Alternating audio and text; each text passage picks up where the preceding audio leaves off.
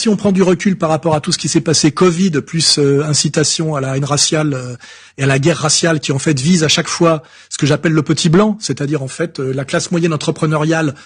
majoritairement blanche qui crée la valeur ajoutée et qui est pressurée à mort par la fiscalité, qui permet aux parasites du haut et aux parasites du bas de vivre confortablement sur le travailleur français, par la surfiscalité. Si on comprend bien aujourd'hui, cette classe moyenne petit blanc français est en voie de radicalisation et de révolution, et ce serait une révolution que l'ennemi qualifierait de type de fasciste, et que donc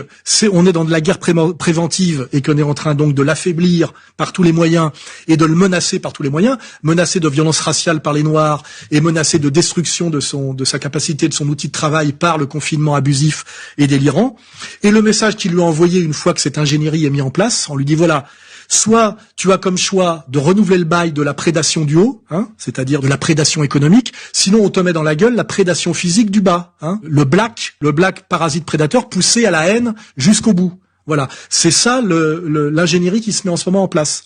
Et je répète, s'il y a une menace qui s'exerce en ce moment, elle s'exerce sur le petit blanc de la classe moyenne, qui est la France, je rappelle, la France historique, la France de souche, et elle s'exerce par des parasites délinquants noirs, instrumentalisés par des parasites état profond. C'est clairement ça, quand on prend le recul que